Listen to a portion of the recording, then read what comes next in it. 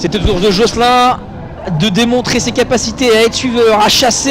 Oh là là, il les a les capacités. En tout cas, il en profite de ses capacités sur Giraud Bourgoin. Giraud Bourgoin, le pilote de la NSH Racing, la E30, qui accuse le coup en tant que leader. Hein. Il se fait pousser un petit peu par Jocelyn Janin. Jocelyn qui lâche rien, le couteau entre les dents.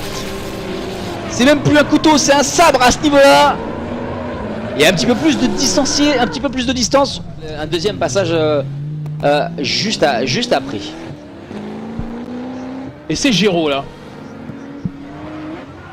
qui est sur la piste pour un déclenchement. Et là on voyait le virage à l'aveugle, on voit bien la sortie qui n'était pas visible au début du virage. Le pilote instructeur de la région nantaise qui est bien, très rapide encore une fois, 102 km/h en vitesse d'entrée, c'est pas mal, hein, 91 aussi sur la drift style, sur le drift style c'est vraiment pas mal. Il enchaîne très bien, très beau passage de... Deux voitures d'une puissance sensiblement équivalente, 530 chevaux pour Giraud Bourgoin, 500 chevaux pour Fielding. Ah, Giraud qui a de l'expérience en championnat de France de drift, mais Fielding qui, je pense, a de l'expérience dans son pays. Est-ce que l'expérience de l'américain va faire la différence sur un run en tant que suiveur sur une battle ici à Croix-en-Ternois? Ça sort un petit peu, le petit contact qui va bien. On adore voir ça. Il lui a juste des... J'en suis sûr. Allez, on est parti du coup.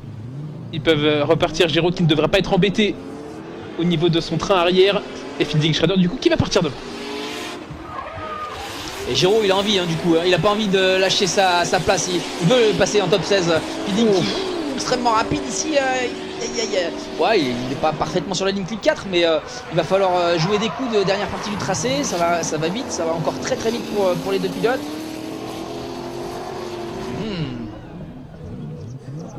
Oh, pas tant que ça, ouais. Il y en a un peu, il y a Yvon, Locatelli, Esteban, mais il y en a la moitié, pour l'instant 50%. 50%.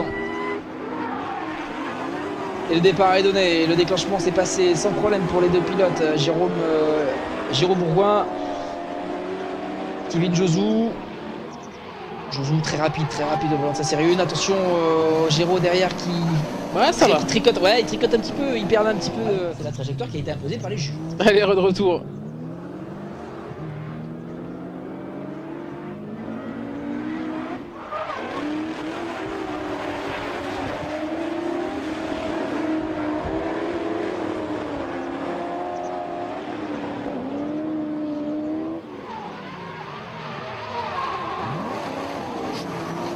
Allez, Giraud Bourgoin qui va essayer de mettre un petit peu de distance dans ce dernier clip. Et Kevin.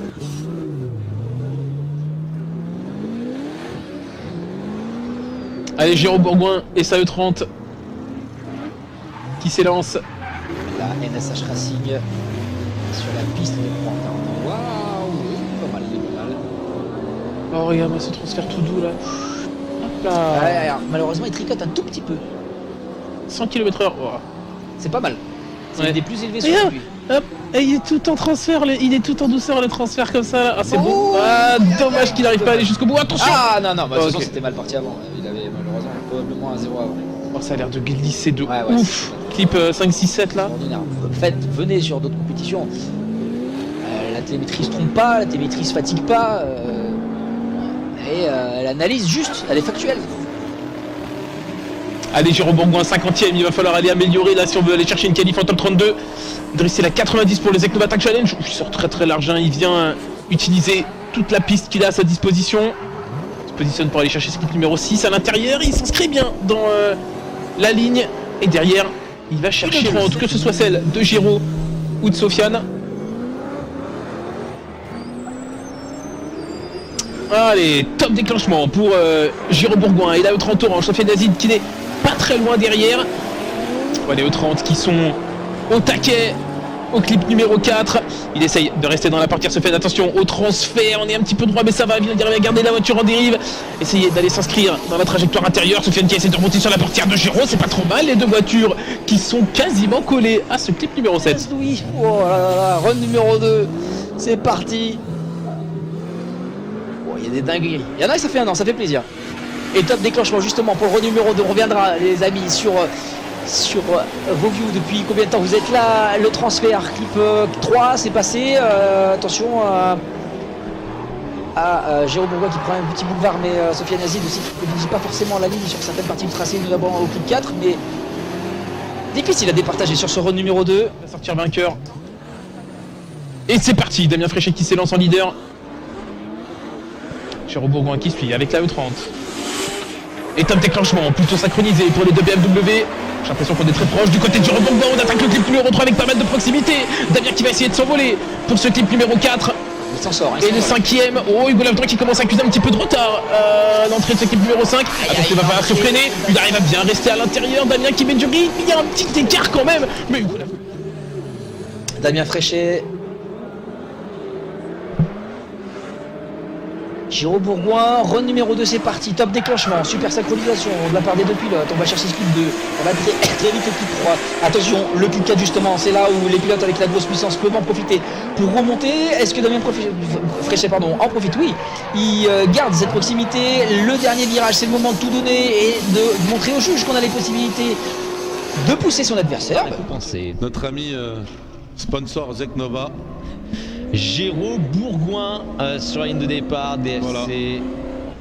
Un ancien encore. Oui. On est venu lécher les rails pour Jérôme. Et ouais. Il est plutôt pas mal. Toujours. Avec un son moteur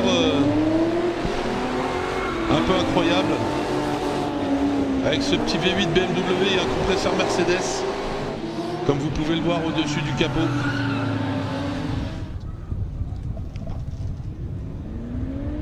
Golavdan à l'attaque, Jérôme Bourgoin pardon, à l'attaque.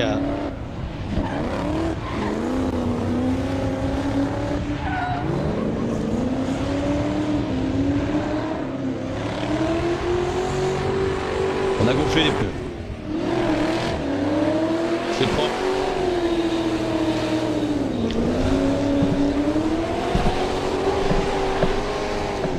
Ça brûle du pneu. Hein. Ouais, on n'avance pas, hein, par contre, on avance. Laurent Nikita qui s'élance en leader. Un bel appel contre appel. Ça c'est bien suivi, c'est très bien suivi de la part de Jérôme Bourgoin. On va rester dans les pare-chocs, dans les portières de Laurent Nikita qui prend toute la piste, qui est même assez lent. Ça a surpris Jérôme Bourgoin qui ne s'attendait pas à avoir un véhicule, la S15 de Laurent Nikita, un petit peu en difficulté au début. Si on peut dire difficulté, Jérôme Bourgoin du coup qui a fait un petit peu le yo-yo et qui s'est laissé trop proche un petit peu à l'attaque. Le départ qui est donné du coup. Cette fois-ci, c'est la E30 de Jérôme Bourgoin qui ouvre le bal. Déclenche tard pour Jérôme Bourgoin, on cherche la vitesse. On va venir chercher cette clip zone numéro 2 en efficacité. Laurent Nikita, il est derrière. Laurent, il sort de la fumée avant d'arriver sur le clip numéro 4. La dernière transition. Et une proximité toute relative, mais sans accroc. Nous, justement, l'aide des juges. La suite, Jérôme Bourgoin, leader, Jérôme Esteban, derrière, on se reconcentre un petit peu sur ce qui se passe sur la piste. Jérôme Bourgoin qui ouvre d'un coup sec, efficace. Oh, Jérôme Esteban qui est gourmand, mais qui laisse quand même paraître de l'aisance derrière les pare-chocs de la E30 de Jérôme Bourgoin. On fait pas de bêtises, du frein pied gauche, mais en pleine maîtrise de soi pour Jérôme Esteban devant un super run leader. Jérôme Bourgoin qui quelque part embarque avec lui dans sa perfection de sa run. Jérôme Bourgoin qui saute bien le départ, il a raison, parce que là il y a une grosse différence de puissance, il ne va pas falloir le laisser partir. Jérôme Bourgoin qui va devoir maîtriser son angle devant Jérôme Esteban qui est venu glisser sur la barrière. Au déclenchement, Jérôme Bourgoin qui est parti au fond du talus. Bref, et Jérôme Esteban qui continue vers la finish line seul. Pas de grosse bévue normalement pour Jérôme Bourgoin. C'est pas la catastrophe, c'est juste qu'on a. Est-ce que c'est ça? Voilà. Parce que pour pouvoir le débloquer, on est obligé de mettre des grands coups de pied dans la pédale de frein. Bon, voilà, c'est une hypothèse, c'est juste une simple coupure. En tout cas, Jérôme Bourgoin, quant à lui, va essayer de faire le job. On s'applique ici pour Jérôme Bourgoin, qui se retrouve presque dans son élément pour le coup. Très bien, on vient venir chercher de la finesse avec un peu de frein pied gauche. Attention, pas être trop gourmand, ça peut tout de suite partir à la punition hein, avec un train avant qui manque d'adhérence, mais c'est bien maîtrisé pour Géraud Bourgoin. De la propreté, du travail. Il y a des points, non? On va le voir. Oh bah oui, il y avait largement des points. Il y avait beaucoup de points du côté de Géraud Bourgoin avec cette 6e place. Un run 2 peut-être pas si anecdotique que ça, hein. Du coup il y a l'opportunité d'aller chercher, même si ça va être compliqué. On lui fait confiance à Géraud pour aller chercher un petit peu plus de points sur ce run 2. On est discret hein, Thomas là sur le transfert. On essaie de trouver de la vitesse, c'est pas évident avec la pluie. Mais on n'a pas les essuie-glaces allumés pour le véhicule de Géraud Bourgoin. Mais la pluie a l'air de tomber encore. On va avoir un pare-brise bien déperlant. En tout cas qui a l'habitude des battles, mais qui est sur une voiture un petit peu nouvelle maintenant depuis 2 ans, mais qui cherche encore à trouver son meilleur équilibre. On est parti, le beau déclenchement de Géraud Bourgoin avec une belle attaque. Laurent Cousin qui a pris son temps, on fera à main pour bien chercher la proximité. C'est intelligent de la part du pilote parisien. Devant, on continue de mettre du rythme. Géraud Bourgoin, s'est fait surprendre par la zone de grippe pour Laurent Cousin qui se rattrape malheureusement un petit peu tard. Et là, on a Géraud Bourgoin devant qui continue de faire le travail de leader. Attention toutefois de ne pas partir avec une erreur majeure. Il faut continuer ce run. On a du mal à venir chercher la glisse et on finit avec une correction pour Géraud Bourgoin. Entre la S14 et le 30. Avec Laurent Cousin qui part et top déclenchement entre les deux pilotes. Géraud Bourgoin qui déclenche un tout petit peu après le leader, mais on essaie de garder un petit peu de proximité quand même du côté de la BMW. Attention, Laurent Cousin pas se faire surprendre ici. Elle est catapultée. La Nissan qui se retrouve avec une petite longueur d'avance en cette fin de ligne droite. Début de trajectoire intérieure ici, et il va falloir remonter du côté de Géraud, mais c'est compliqué, on voit énormément de fumée qui commence à se dégager de l'arrière de la S14. Laurent Cousin qui est sur le rythme de freiner, mais Géraud Bourgoin qui remonte dans ce clip numéro 11, il arrive quasiment dans la portière de Laurent Cousin sur les 2 runs de qualification ce matin, et top départ pour les 2 BMW. Allez, on va s'appliquer. Géraud Bourgoin qui fait un bel appel contre appel. Guillaume Gléaud qui était loin, qui a peut-être eu du mal à comprendre la lecture, lui qui est sur un véhicule de près. Pour l'instant, Géraud Bourgoin, très efficace, nous montre qu'il la connaît bien cette voiture et vient attraper le clip de la meilleure des façons avec le pare-choc arrière. Attention de ne pas être trop gourmand sur les trajectoires. Par contre, cette 30, décidément, elle a du grip malgré cette piste un petit peu grasse. Et Guillaume Gléaud qui essaie de se refaire petit à petit la cerise pour venir attraper les portières de Géraud Bourgoin qui nous a offert, Thomas, un run leader impeccable.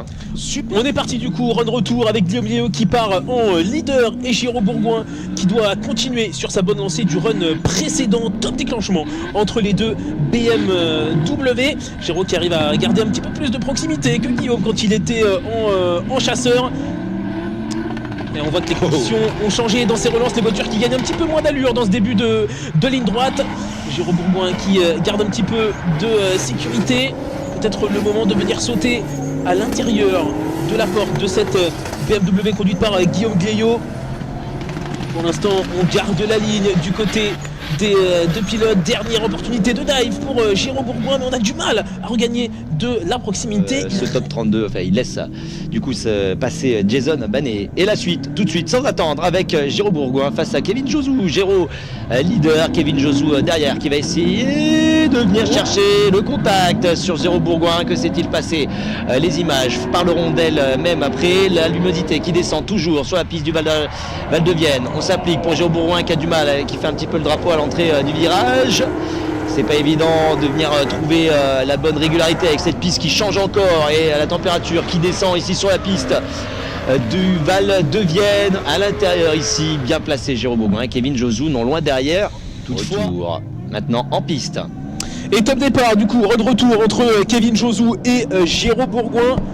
Allez, top déclenchement entre les deux BMW, la série 1 qui essaye de s'élancer. Oh, on essaye de bloquer. Et on corrige un peu du côté de Kevin Josou. Ça va, ça a été anticipé par Jérôme Bourgoin. Pas de contact entre les deux BMW. Et là, on prend le large du côté de Kevin, la série 1 qui motrice énormément dans cette ligne droite. On accuse un petit peu de retard du côté de Jérôme Bourgoin. Kevin Josou qui prend le large dans ce clip numéro 9. On aborde le 10e à l'intérieur. On va chercher le 11e. Une confortable avance pour Kevin Josou dans cette fin de tracé.